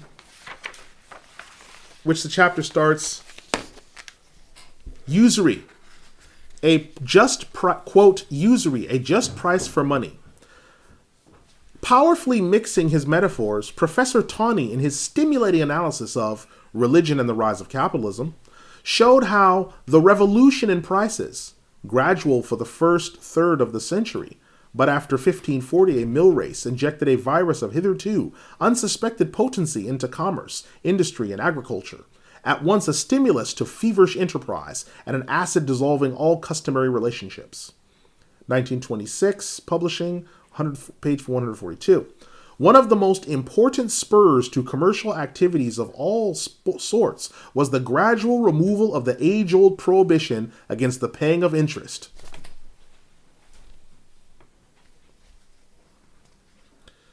A matter which had been debated throughout Europe for very many decades with little or no result, but which finally began to show some substantial changes in attitudes in the mid-16th century, that the law itself had belatedly to take note of them. Aristotle's simple but powerful belief that money was barren, and therefore that interest was unjust, was repeated in various forms both in the Old and the New Testament, though the parable of the talents provided for some a debatable escape clause. In any case, from ancient times right through to early modern Britain, usury was frowned upon both by the church and by the state, which quarreled regarding the boundaries between their respective areas of control, all the more vigorously because of the money involved. On the basis of an eye for an eye, the most common and appropriate punishment for greedy creditors was the extraction of a large fine as possible. Extraction of a large fine as possible, a great temptation to which both church and state frequently yielded. Generally speaking, however, provided certain niceties were observed, the law, whether canon or state law, turned a blind eye to the giving and taking of interest, except at times of exceptional religious or political zeal, or when the debtors were influential enough to attract the attention of the political or religious authorities to particularly harsh instances of extortion. While the schoolmen argued, kings and popes, monasteries and republics, merchants and moneylenders, Jews and Gentiles, Italians, Spaniards, Germans, French, Dutch, and English, all regularly borrowed, often paying high rates for the privilege, despite what the laws might say. It was partly because it had become so easy to find ways around the prohibitions that, during the later Middle Ages, these laws had actually been strengthened, so heightening the intensity of the debate as to what should or should not be permitted. The word usury throughout the Middle Ages had been synonymous with almost any sort of economic exploitation, and not simply the charging of money for a loan. The actions of those who charged excessive prices for goods simply because they had become scarcer naturally, or by engrossing any form of monopoly or foreclosure, all were blackened by being called usury. In a society where small craftsmen and peasants were far commoner than wage earners, and where free competition was the exception rather than the rule, the common people were easy prey to economic exploitation. It was their vulnerability to usury that, according to Wycliffe's sermon on the 7 deadly sins, made men curse and hate it more than any other sin. In other words, the question of the removal of usury was not simply a matter of pleasing the rising commercial interests of the gentry, the lawyers, and the merchants. It was also a matter of protecting the everyday livelihood of the ordinary village craftsmen and small farmers, whose vulnerability was just as keenly felt in the 16th century as when Wycliffe preached in the 14th. This fear of exposing the poor completely to the unscrupulous trader goes a long way towards explaining why such a seemingly completely anachronistic system as the maintenance of the ban on usury took such an incredibly long time to remove, and then only bit by bit. In fact, it took no less than 300 years to remove completely the ban on usury in Britain. Even then, total laissez-faire in moneylending existed only the short period of the last 45 years of the 19th century. In the perspective of history, even modern history, total freedom for money is very much the exception, and some more or less strict form of control has almost always been the general rule. The increasing quantity of money and credit, and the even stronger growth in lending money for commercial rather than simply for charitable purposes, made the medieval attitudes towards usury less and less tenable. In the course of the 16th century, when opinion and practice in England began to catch up with those on the continent, by far the most modern in their approach to financial operations were the Lombards or Longbeards, who operated not only in northern Italy, but had their agents in all the other important economic centers of Europe, especially in the fair towns of southern France and the Netherlands. The prosperity of these areas and the ease with which they overcame economic and social disasters which devastated other regions acted as an example to the rest of Europe. Since Milan, Genoa, Venice, Florence, and Siena were virtually independent city-states, a large proportion of their businesses, which elsewhere had to be considered regional or local, could legitimately be taken as being international. This was significant because by far the most common and widespread method of avoiding the ban on interest was to disguise credit transactions as dealings in foreign exchange. Thus, under the very nose of the Vatican, the Lombards developed a surprisingly modern money market, successfully avoiding excommunications or fines, which were the church's usual punishments for usury. Indeed, the Italian banking houses regularly carried out such foreign exchange transactions on behalf of the papacy itself. Their system, based largely, but not exclusively, on the use of international bills of exchange, became the basis of the modern forms of banking which were spreading over much of Europe, including Antwerp, Amsterdam, and Belgium. Close quote. So understand what this is all about. This interest stuff is serious, serious business. It's serious business, right? Some scruffy old Arabian guys, they're not ready to understand about modern economy. They're just some scruffy old Arabian guys. They don't know anything. Because this book came out in 1994, it's talking about some of these things. Now, I want to mention one more quote from here. And I want to show you how devastatingly powerful the Reformation was. Okay, this is page 20 of the same text. The author says, quote, "The Reformation may have hastened the spread of these changes, though, as we have seen, it can hardly be said to have caused them. Luther, Calvin, and Zwingli, though loud in their denunciations of traditional forms of usury, nevertheless, by questioning the very foundations of the beliefs of the established church, raised questions among the public which they themselves failed to answer with clarity at a time when others were keen to resolve their doubts. Ironically, Henry VIII first powerfully opposed the Reformation by publishing in 1521 his Defense of the Seven Sacraments, for which Pope Clement VII confirmed on him the title Fide Defensor, or Defender of the Faith, which has subsequently appeared on British coinage for 450 years, either as FIDDEF or simply FD.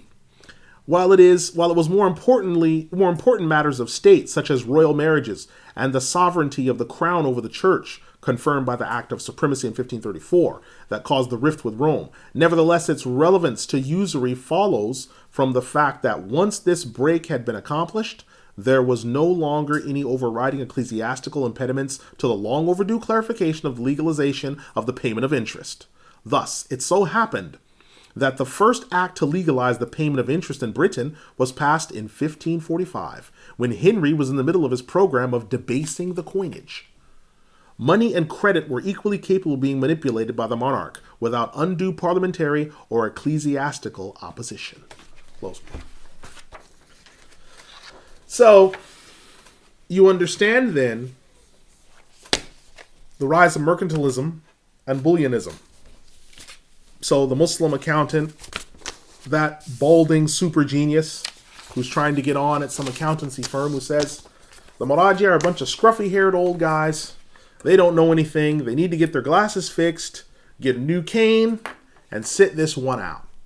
I'm going to read to you something from a Maraja of today discussing some of these issues.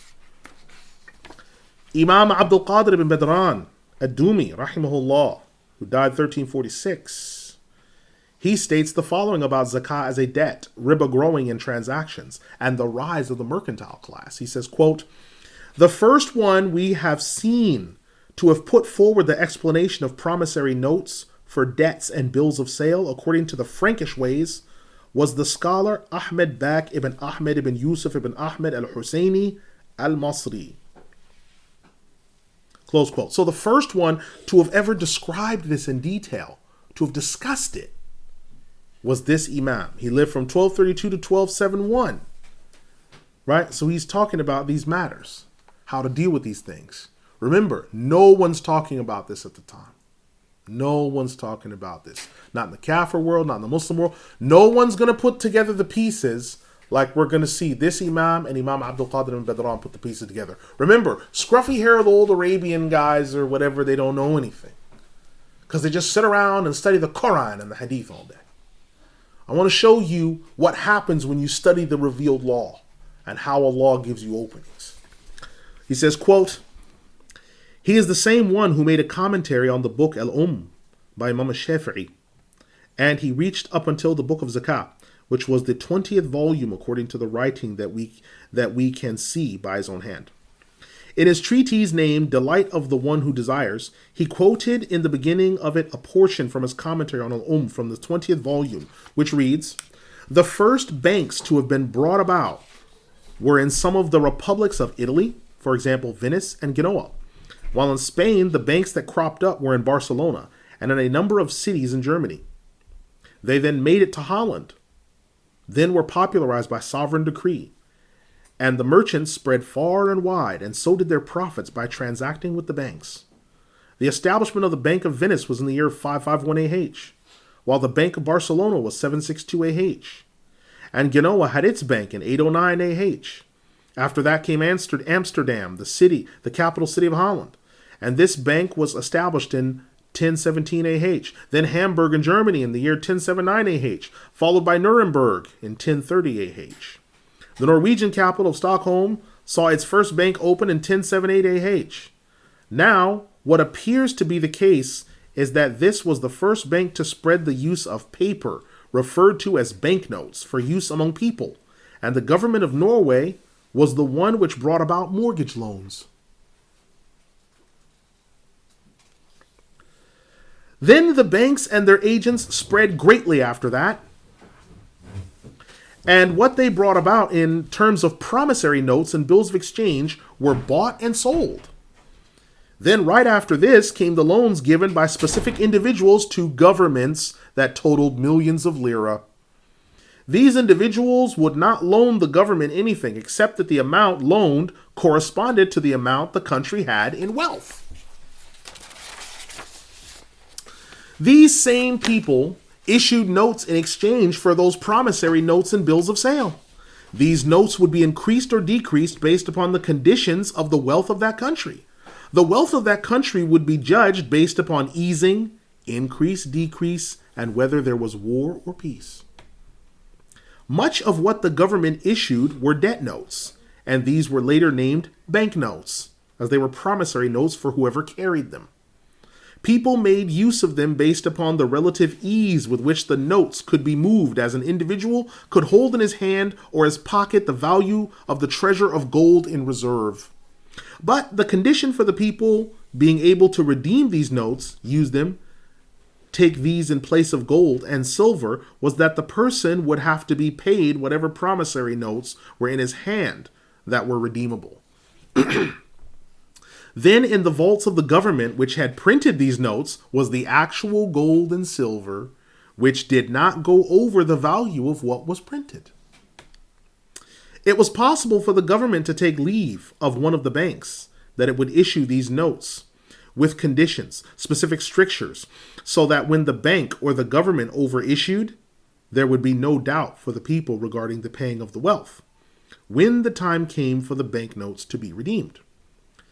Of when these was a delay in paying the debt, the bearer, when he sought its value or the bank delayed, the value of the notes would drop, and no one would accept this in his transactions and daily use. This is almost always present on account of the illegality of printing these notes by any government or any bank, except when the value of paper notes is present. But at another time, the value is located in the vaults in the form of gold bars. At another point, a large part of it is put in the form of hard currency, while the rest of it is in promissory notes of debt to the governors or notes that are the holdings of private companies who have no fear of the decrease of the values in the large way and other things. Close quote. Do you understand what's going on? But these are just bushy-haired old guys. This is the 1800s. These bushy-haired old guys. Oh, what do these scruffy old guys know? These are men who did not go to a Kafir school, did not go to the London School of Economics or Berkeley or anything. And they put these pieces together and understood exactly what's going on.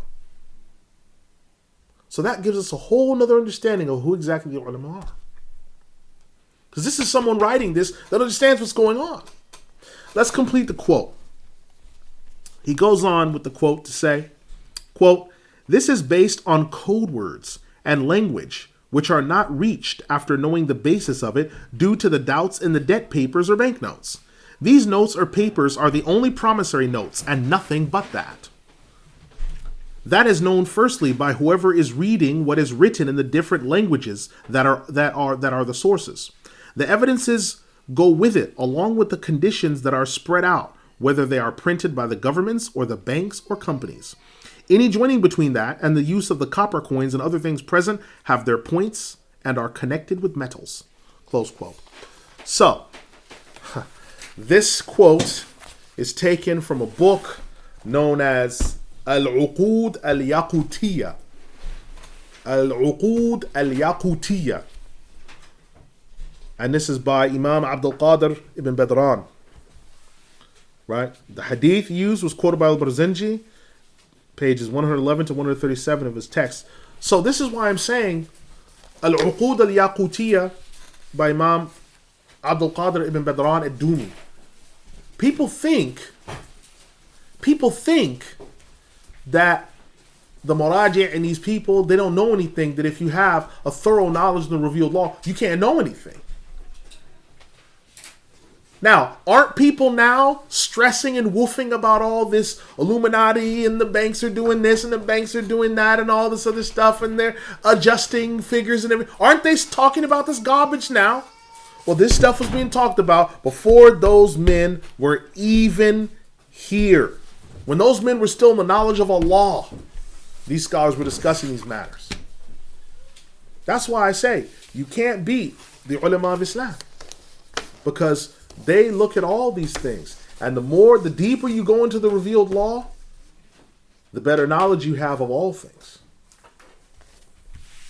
So, on that fine note, I will close, because I say all that to say, أقول قولي هذا أستغفر الله لي ولكم أستغفر الله إن الله غفور رحيم الحمد الرحيمين ولا إله إلا الله.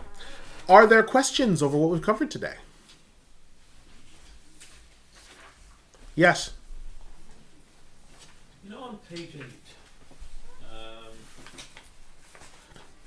fifth paragraph, could you just run through how that works out, please? Okay, so 1, 2, 3, 4, 5. So questions about the fifth paragraph on page 8.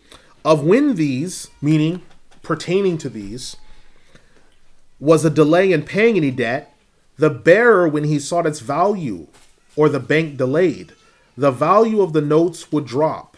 So if you get enough people who are actually not paying their debts, the confidence in the money, it drops.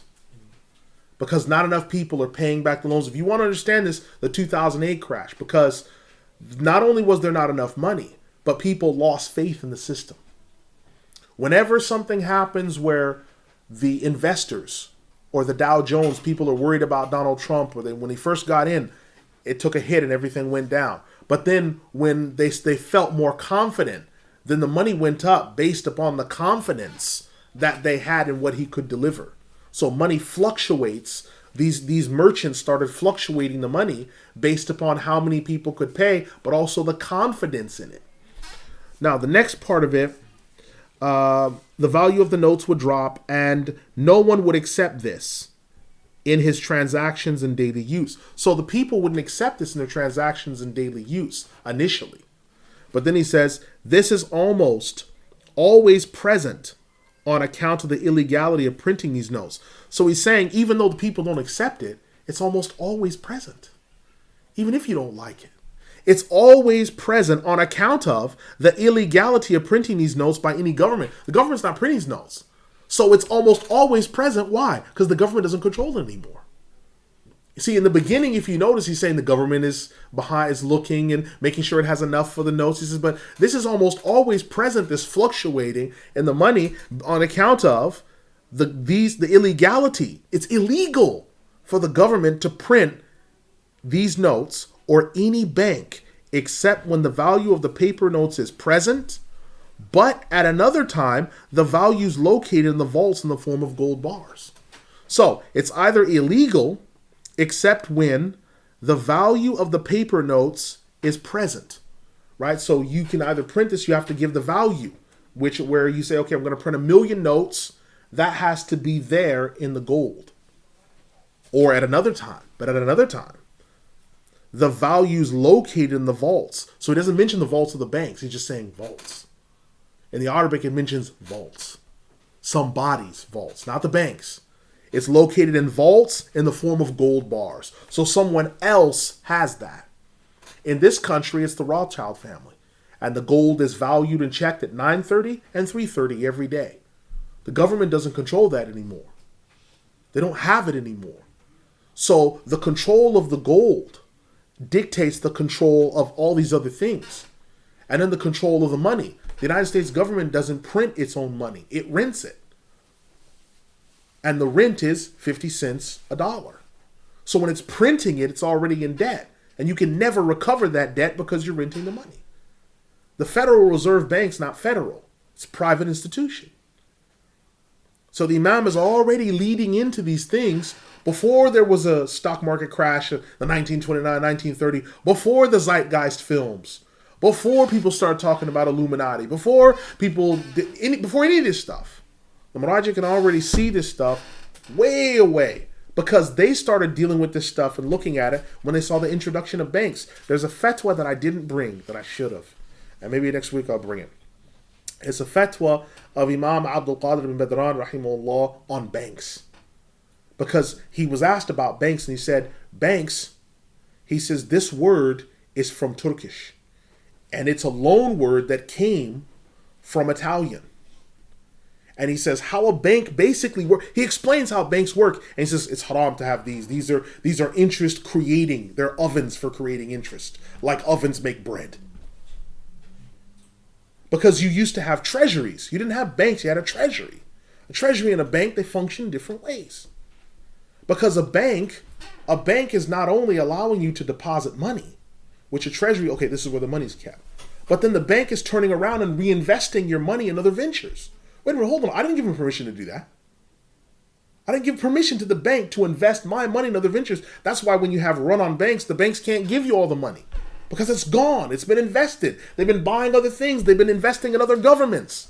They've been investing in other private corporations and individuals. That's what they're doing with the money when you're putting it in there. They're reinvesting in other ventures. So the FDIC in the United States will have, this bank only has at any one time 100,000 or such and such amount. So they don't have the money if everybody that was a member of that bank came and said, that's it, I want all my money back. They can't give it to you. They can't give it to you. And it's to the point now to where there's almost no paper money on site anyway. Have you noticed that most of these new banks, they don't even have safes in the back anymore? They just have file drawers. There's not even a safe anymore in new banks. Because all this paper stuff is headed in another direction. It's headed somewhere else.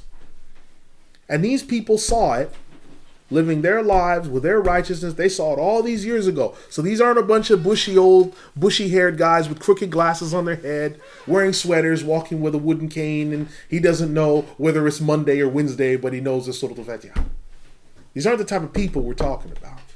These are knowledgeable people who understand the way the world's going. Questions? Yes.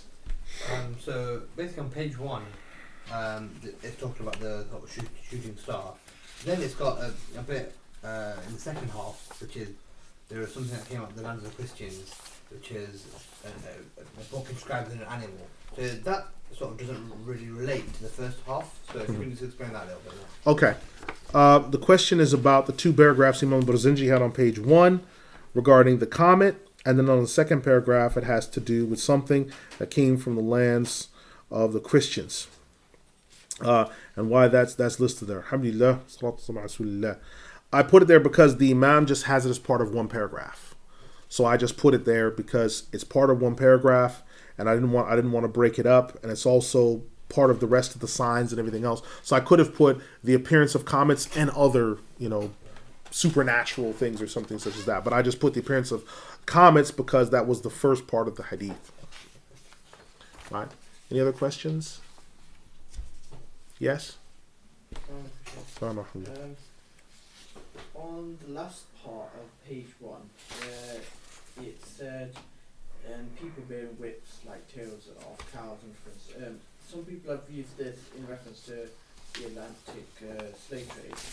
Is this indeed correct, or is this to refer to something else? So the question is, there are a group of people with them bearing whips like the tails of cows. They strike people with these whips. Some have said this refers to the Atlantic slave trade.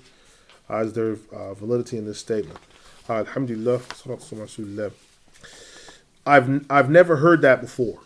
I've never heard any Marja commentary specifically say that.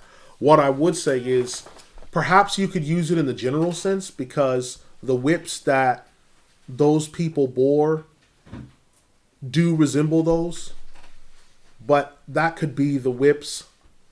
Those could be the whips of the Abbasids, the whips of the Bani Umayyah, because the Prophet ﷺ didn't know them either, right? So it could be any number of those, any of those people bearing that. Looking at the hadith, it looks to be more about the fact of the level of oppression rather than necessarily the attachment of it to a time or what have you. But someone could say, I wouldn't say, yes, this is just the transatlantic slave trade. I'd say this is to do with the type of oppression that there's going to be, that whips like cow's tails, because the whip that looks like a cow's tail is going to do more damage than a normal whip, because it's going to be longer, it's going to do more destruction because a cow's tail is longer, right? And the cow's tail, it has this hair coming on the end of it. So if a whip has that on the end of it and it hits someone, it's going to do more damage. So I'd say it's probably closer to that, but I wouldn't say this is a specific reference to transatlantic slave trade. You'd be hard pressed to push that, unless some Marjas like put together the other evidences and the proofs. Wow. Yes. Page 7, the Hadith by Abu Dawud al-Bukhari. What does it mean by an abundance of men and paucity of men, please?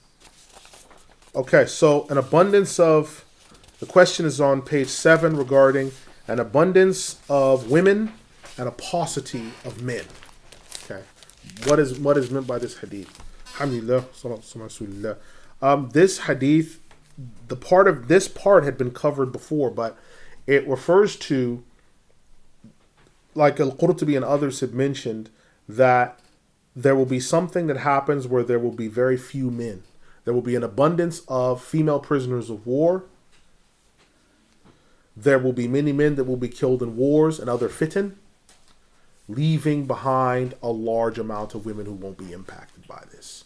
So there'll be large amounts of female prisoners of war, large amounts of female slaves, and large amounts of men dying in wars and other calamities, which will leave women in abundance by themselves. All right. Any other question? Yes. Okay. Well, go back to page 1 again. You did explain in detail about the humps of the camel, and how this refers to the women and their hijab, and how it is changed and altered. I've heard in one instance some people illiterate people refer to that and point towards certain cultural rises in which women are wearing multiple scarf layers, and that increases, leaves like a hump at the back as well. But this couldn't possibly be referring to that, could it? Because you've already explained that it's referring to the turban.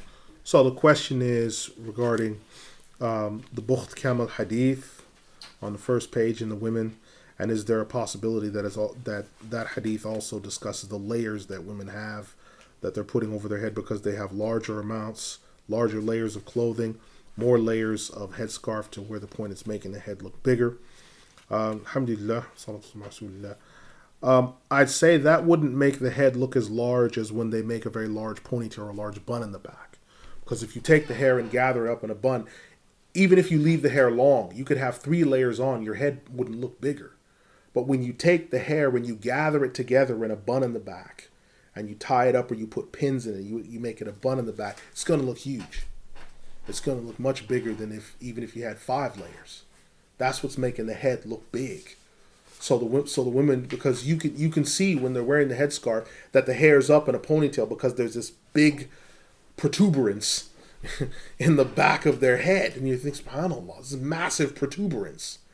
Because again, the women of the past ages, especially the first few generations, didn't particularly wear their hair like that as a social custom, right?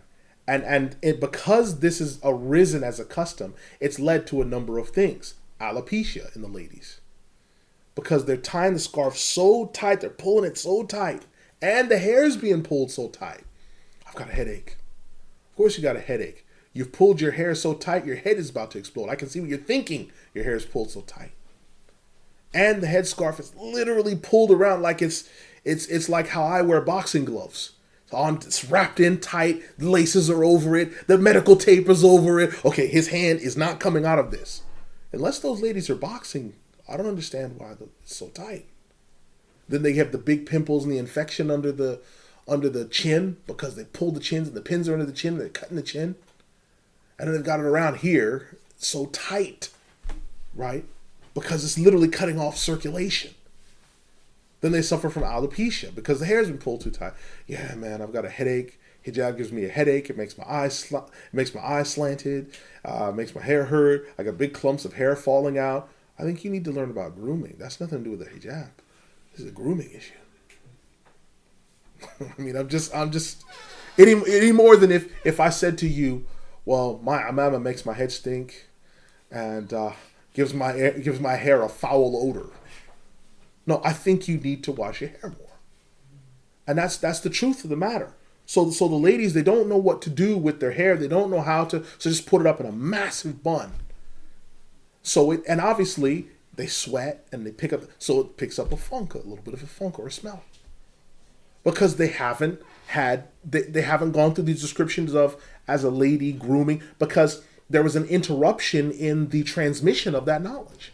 The same ways there's been an interruption in the transmission of knowledge about cooking to our ladies and sewing. We can't say, oh, my wife can't sew, she can't cook, she can't break down, chickens if it needs to be skinned, but she knows everything about Islam. No, wait a minute, hold on. If there's been an interruption in the culture, then everything's been interrupted. We're being buried on our backs in graves with our feet and hands bound, like ancient Egyptians, some of us, when we were buried on our side facing Mecca in the fetal position. That's an interruption of culture. It's an interruption. So if that's been interrupted, then other stuff has been interrupted. So we can't be angry with the sisters on that level. Some of them, they might do it because they're looking, some of them might do it because maybe they do want attention. Maybe they do want to look stylish or what have you. But some of them might be doing it because maybe that's only the knowledge that they have. And that's a trend, because that was a trend, especially in the 80s. That was a huge trend. Big bun in the back, long scarf. Okay, this is going to contain everything. That was just a trend. But that being said, we have to tell ladies, listen, you can't wear an amama. That's impermissible for ladies to wear an amama, whether you're calling it a turban, but it looks like an amama. You can't do that. Because an amama on a woman doesn't fit first of all, it's imitating men. That's cross-dressing. Oh, astaghfirullah, why are you using this type of 1980s language? But it's cross-dressing. So a woman wearing amama is cross-dressing. Number two, it's not fulfilling the requirements of what hijab is. So that's why these hadith are so pertinent, right? Yes. Page 6. You know, during the trials and tribulations, the only one safe is the man who knows his religion. Why is it specifically the man? Okay. You know, the generic as in men and women. So the question is why the hadith on page 6 reads, the only one safe is the man that knows his religion. And why would it mention man and woman? Alhamdulillah, because men are in charge. And because when men know their religion, you see, currently, as men, we are being assailed with the notion that you educate a woman, you educate the whole village. That's not the case. If you educate the man, you educate the entire household. Because a man who knows his deen, women generally make taqleed of their husbands and the men that are in charge. They just make taqleed of them. And the children make taqleed of their parents because they see them. So if a man knows his deen and he comes home and he implements the deen, a woman on average is going to obey her husband. And the children will obey the parents. So a man knowing his deen, that's why that's implemented when a man knows his deen. Because all those other things will come into play. If a man doesn't know his deen, he comes home, his authority can be challenged. Because the deen's not shared in common. A woman can say, I don't got to listen to you. You don't own me. So it's like, okay, well, I do. The kids are like, the kids see the parents arguing, so they become worse because they don't see any authority figure. But a man comes home who knows his deen and the woman says, hey, you don't own me. Well, actually, I do. And let me explain to you why you are under my governance and you're part of my property. Now, that may sound hard to certain ears to hear. But the fact of the matter is, you don't own, well, actually, yes, I do. And then you start to explain these other things. It feels a little bit strong on the ears because, we're living in a liberated, hug each other age. But it's the power of it remains in place. So when the man knows, it says rajul. Because if it had been generic, it would have been imra'a. Because sometimes the Prophet ﷺ uses general speech where he uses man in the sense of an individual. So he'll use the word imra'a.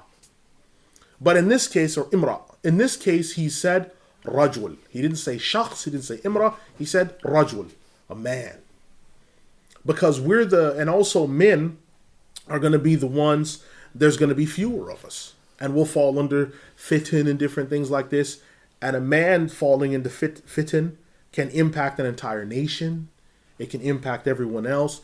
If you look at, even as angry as people are about the rise of first, second, and third wave feminism, none of that's possible without men allowing it.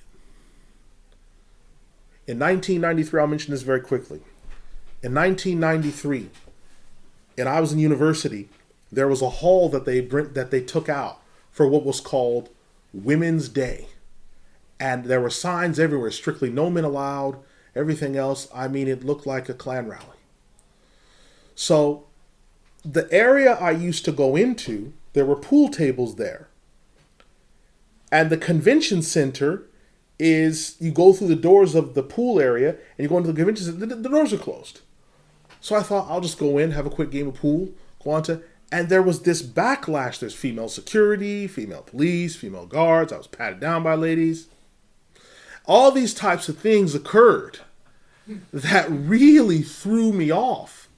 And they said, you can't be in here. Why? Because you're a man.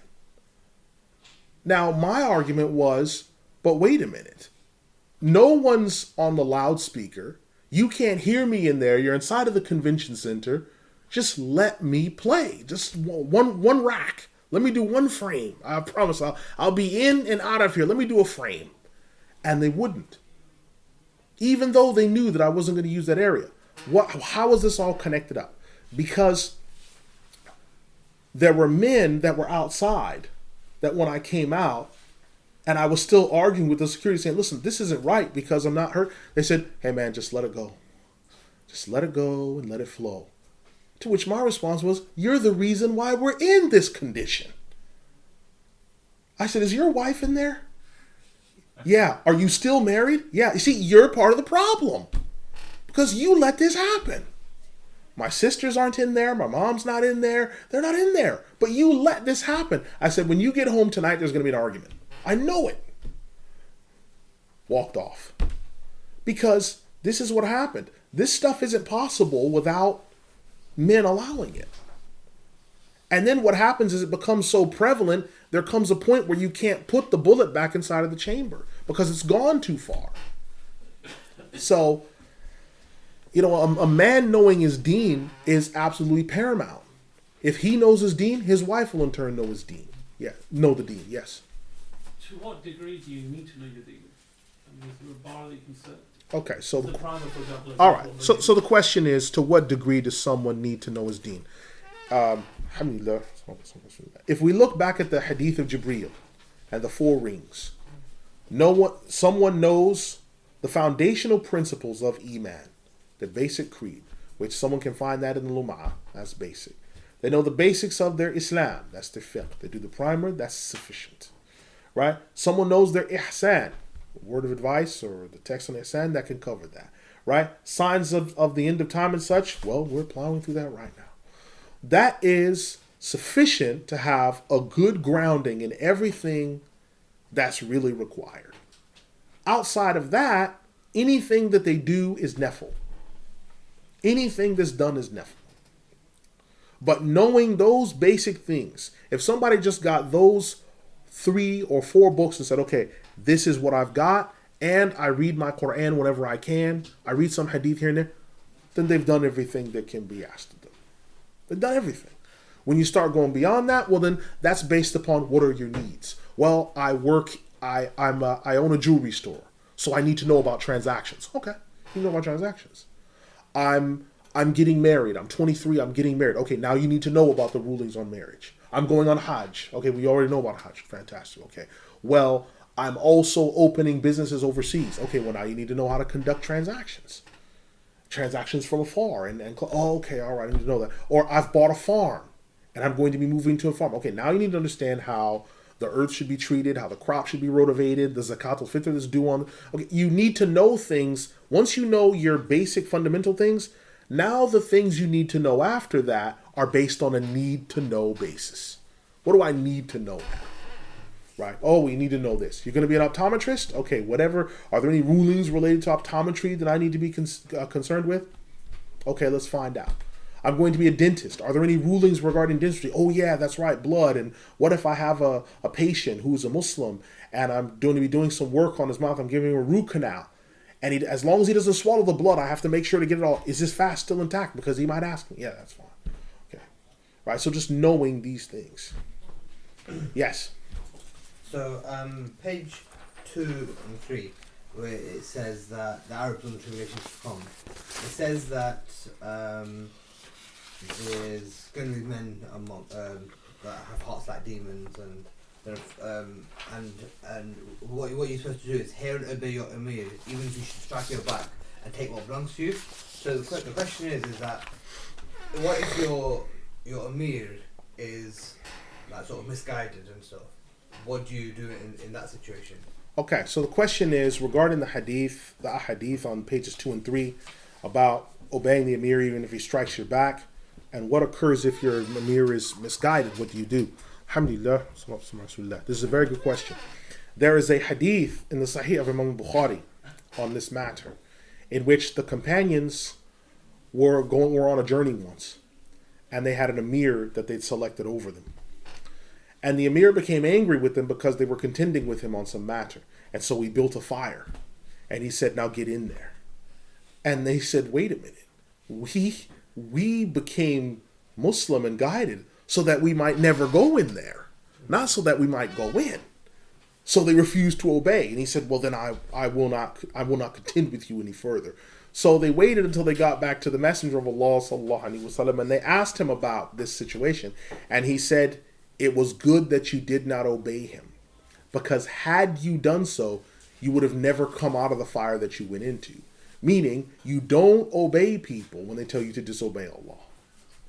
Right? So when they tell you to disobey, you don't obey. Say, yeah, get in that fire. Say, wait a minute. I'm trying to get away from it. Why am I going in there?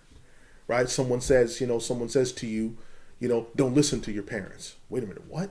Or your parents are mushriks. Or your parents are kuffar. Go and kill them. Right? Wait a minute. Just go home and kill my parents? Yes, get rid of them. They must be eliminated for Allah's deen to go forward. It's like, no, you don't listen to that. Right? You don't listen to that. because that's completely the antithesis of what Allah has revealed. So now, if your Amir does things where he's oppressive, like he takes things from you, right? Like an Amir comes and he takes like someone's property, like the governor over an area, right? He took like lands that belong to you and he's oppressive, all right? That's not major kufr, that's dhulm, that's a major sin. But you obey him in all the other deen affairs. And in this one, you're like, well, he shouldn't have taken my property. He stole my property. There's no way for you to redress those grievances unless you have an army as big as his.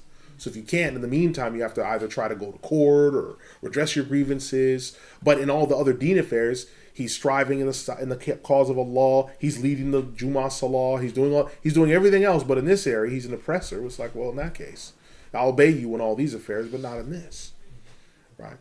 So you obey him in all the affairs he obeys. When he starts to say, oh no, not only have I taken your property, but I am your Lord. You're like, okay, I've got to get out of here now. I can't obey this person because now, like Al-Hakim bi-Amrillah, he banned Mulukhiyah. People thought, okay, this man is sick. Who bans Mulukhiyah? It's crazy. No one wants to hear that in Egypt. I'll just ignore him. Keep making Mulukhiyah anyway. But then he comes out and says, not only have I banned Mulukhiyah and given a command to kill all dogs, but also I am your Lord. Okay, now we've got to do something. So his sister killed him. So you see, these types of things happen because when people go against what Allah has revealed. But in areas where there's obedience to Allah, then you obey him in that regard. Yes? Any final questions? No? So I've bombarded you for long enough. So we will close here and we say, Subhanakallahumma wa bihamdika wa ashhadu an la ilaha illa ant. أستغفرك وأتوب إليك إنه غفور رحيم يرحم الراحمين ولا إله إلا الله والسلام عليكم.